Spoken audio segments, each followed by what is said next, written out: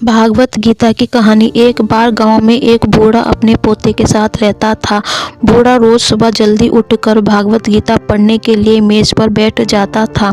उनका पोता दादाजी का प्रशंसा करता था और अपने दादाजी जैसा बनना चाहता था, इसलिए पोता दादाजी की तरह सब कुछ करने की कोशिश करता था। एक दिन पोता अपने दादाजी के पास गया और कहा, दादाजी, मैं आपकी तरह रोज मेज पर बैठकर भागवत गीता पढ़ता हूँ, लेकिन मैं इसे ज़्यादातर समझ नहीं पाता हूँ और जो कुछ भी मैं समझ पाता हूँ किताबें बंद करने के साथ साथ मैं उसे भूल जाता हूँ। अगर मैं जो पढ़ता हूँ उसे भूल जाता हूँ तो भागवत गीता पढ़ने से मुझे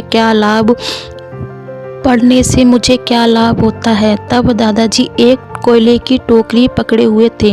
वह पोते की तरफ देखा और उसे कोयले की टोकरी देते हुए कहा, नदी पर जाओ और मेरे लिए एक टोकरी पानी लेकर आओ। दादाजी ने जैसा कहा वैसा लड़के ने वैसा किया, लेकिन जैसे ही वह घर पहुंचता टोकरी का सारा पानी निकल जाता।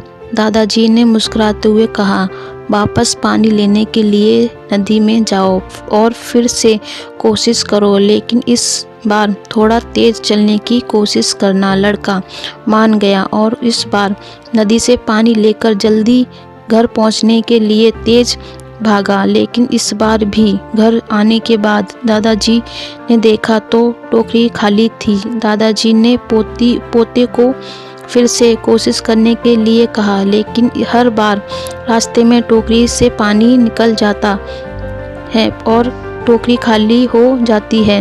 लड़का थक गया और अपने दादाजी को कहा, दूर नदी से टोकरी में पानी लाना असंभव है। मैं आपके लिए पानी से भरी बाल्टी ले सकता हूँ। दादाजी ने उत्तर दिया, मुझे पानी की बाल्टी नहीं चाहिए। मैं चाहता हूँ तुम उस कोयले की टोकरी में से ही पानी हमारे लिए नदी से पानी लेकर आओ और कोशिश करो। लड़का जानता था कि यह असंभव है, लेकिन उसने अपने दादाजी की बात मानी और फिर से कोशिश की। इस बार लड़का जितनी जल्दी हो सके दौड़ा, लेकिन फिर से टोकरी खाली थी।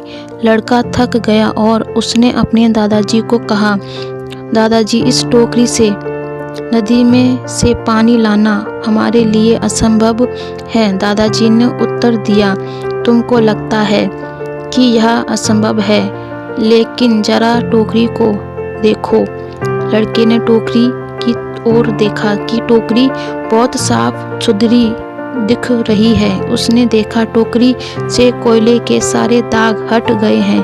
अब कोयले की टोकरी अंदर और बाहर से साफ हो गया था।